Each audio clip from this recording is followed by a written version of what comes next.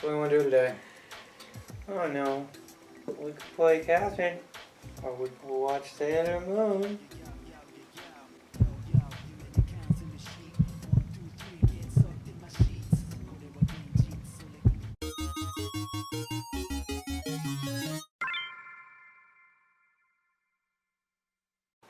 Hey friends, I'm Pragmatik and I like to talk about video games. And the game I want to talk about today is Catherine for the PS3.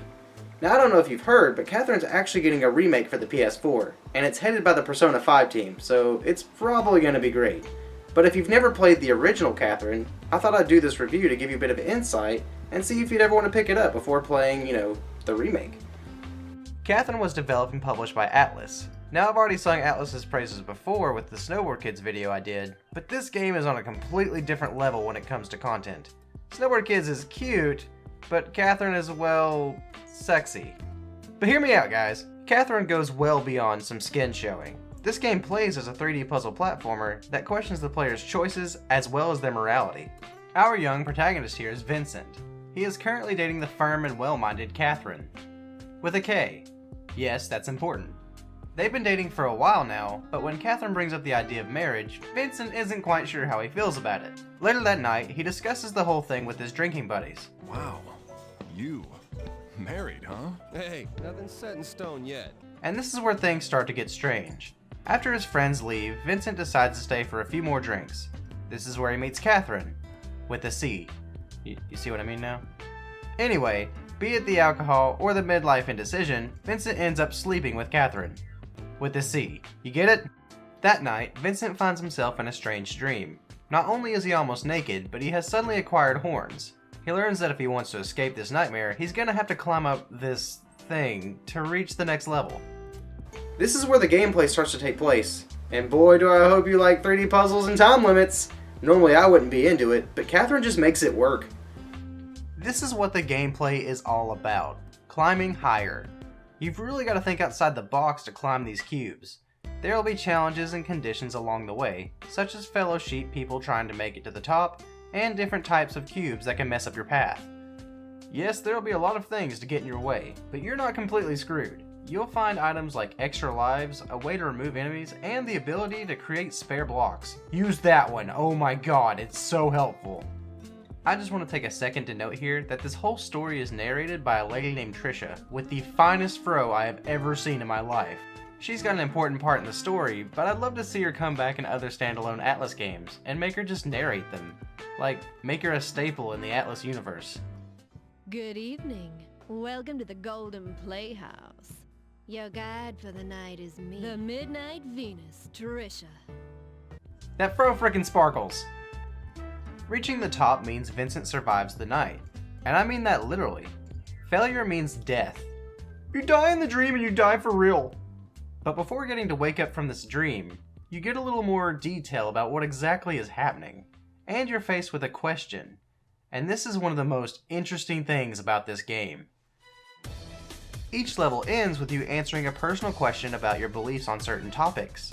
Not only does the choice affect your path in the game, but it also submits it to an overall survey allowing you to see what other people chose in the game. And that's crazy. The sexual theming was one thing, but I didn't think the game was going to go out of its way to question my morals. What other game wants your opinion on such personal topics? I do wonder if they'll expand upon that in the remake. Choose carefully though, because each choice will decide if you're leaning towards redemption or if you're feeling something new with this other Catherine. With a C. Ugh.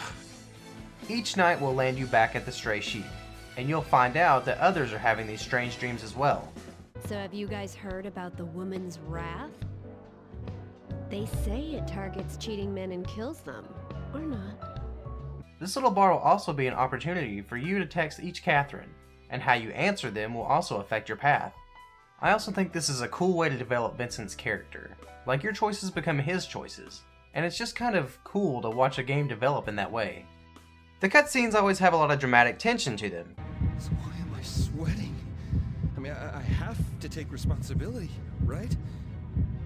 Usually the scene changes on what choices you've made, but I feel choices could have been made during the cutscenes to add a bit more stress to the situation. Alright, I'm gonna gush for a little bit, but I love the stray sheep. It's like a little place to relax after difficult puzzles. Not to mention you'll meet lots of interesting customers, and there's even an arcade game you can play. It's got such a cool little atmosphere that I felt was a major part of the game. Not to mention the music in this game is so good. It takes classical music and gives them a hip-hop style remix, and it just works. But it's time to get back to sleep. Now, like I said, the 3D puzzle aspect really works in Catherine, but doesn't mean it's not all that...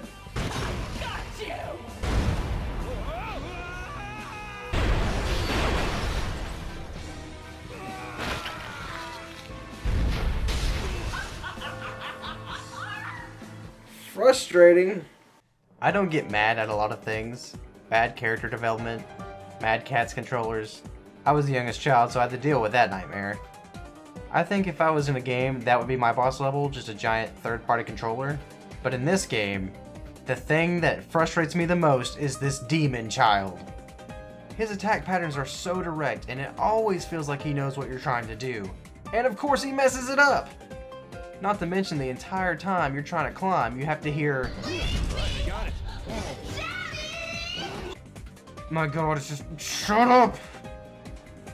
I feel these bosses are a reflection of Vincent's inner fears, and this is his way of facing them. That doesn't mean they are hard.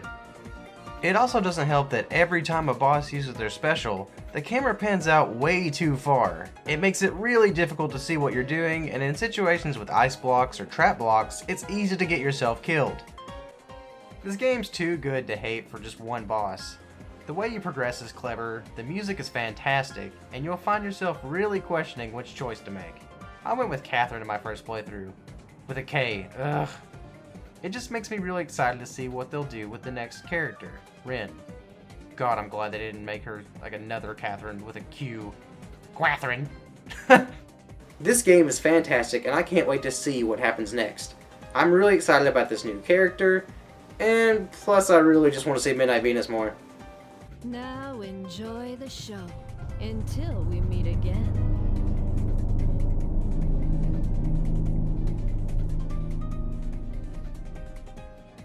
Hey guys, thanks so much for checking out the video. I hope you'll check out more of my other content, and consider subscribing. Leave that video with a like and check out my Facebook and Twitter in the description. Until next time, keep it practical.